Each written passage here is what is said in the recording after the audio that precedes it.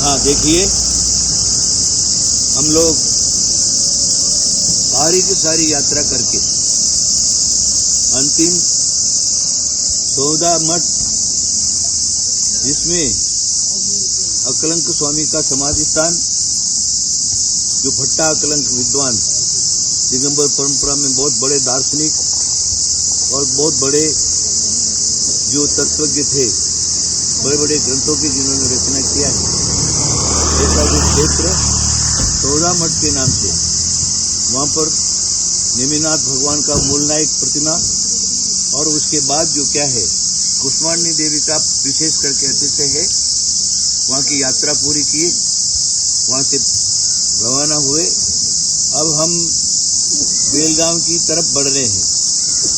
कल महावीर जयंती है, बीच में एक जैनों का गांव है, उस गांव के अंदर कल महावीर जयंती मनाई जाएगी। आज मैं यहाँ पर बैठा हूँ, देखिए घोर जंगल है, घोर जंगल, और दोनों तरफ मात्र सागवान के पेड़, जो चारों तरफ से सागवान ही सागवान है। कई किलोमीटर तक दोनों तरफ सागवान के पेड़ हैं और जिनका पतझड़ हो चुका है और नवीन नवीन कोंपले वापस फूटने लगी है। बारिश प्रारंभ है, प्रतिदिन शाम को बारिश हो जाती है। ऐसे घोर जंगल के अंदर लोग बैठे हुए हैं। यहाँ का एक चित्र जो आपको देखने को मिलेगा, जहाँ पर मैं बैठ करके आपसे बात कर रहा हूँ, ये देखिए, ये सर्प की बावी है। ये सर्प की बावी जो क्या है, ये पूरे जंगल में सैकड़ों की तादाद में ऐसी बावियां हैं और बड़ी बड़ी बावियां हैं। और मैं समझता हूँ ऐसी बावियों के अंदर बड़े बड़े गोबरे सांप आदि जो क्या है, सांपों का निवास इन बावियों के अंदर रहता है। और वो सांप जो है अंदर रहते, बाहर घूमते, इस प्रकार का सांप हर 10 किलोमीटर, हर 5 किलोमीटर, हर 100 कदम पर अनेक प्रकार की जंगल के अंदर बावियां बनी हुई है। और बावी जो बनी तो दिमाग ने बनाया, लेकिन सांप उसके अंदर वास करता है, सर्प उसके अंदर वास करता है। वो मैं जिस बावी के पास बैठा हूँ, आप देखिए, बहुत बड़ी बावी है और इसके अंदर जो क्या है, अनेक प्रकार के सांप, बड़े सांप भी हो सकते हैं और छोटे सांप भी हो सकते हैं। तो इस प्रकार का जो है स्थान, इस प्रकार का विशेषता इस जंगल में है। और हम करीब 14 मठ से करीब 80 किलोमीटर हम लोग दूर आ चुके हैं। अब यहाँ से करीब बेलगाम 100 किलोमीटर से कम। आज शाम को हम लोग एक स्थान पर रहेंगे और बेलगाम 100 किलोमीटर नजदीक रह जाएगा और कम हो जाएगा।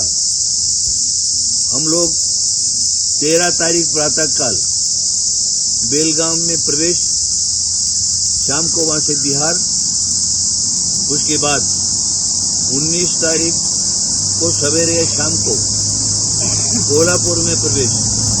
कोल्हापुर के भट्टारक लक्ष्मीचंद जी, उनकी बहुत भक्ति और उनका आग्रह देकर के हम लोग कोल्हापुर जाने का निश्चित किया।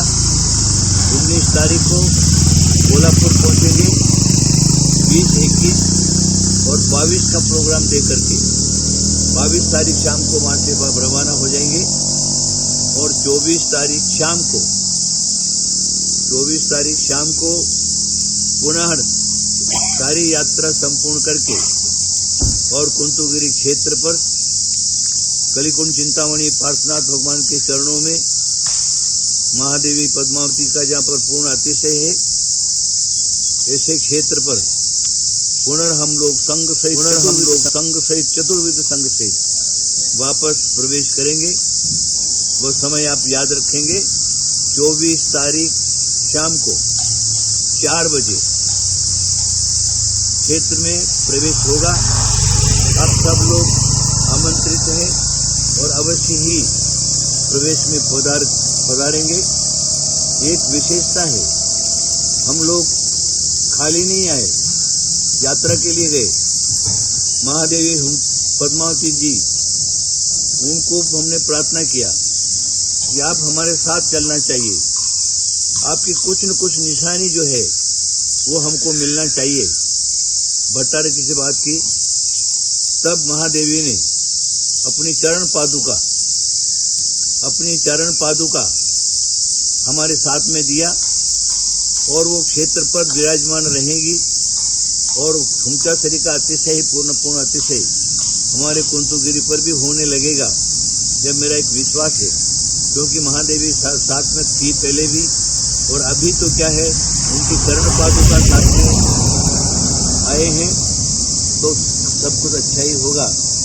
इसलिए हम लोग क्या करेंगे, अवश्य ही इस प्रोग्राम में देवी का प्रवेश, भगवान पार्श्वनाथ का प्रवेश, चतुर्वेदी संघ का प्रवेश, ये सारा का सारा प्रवेश जो है कुंतुगिरी पर होगा।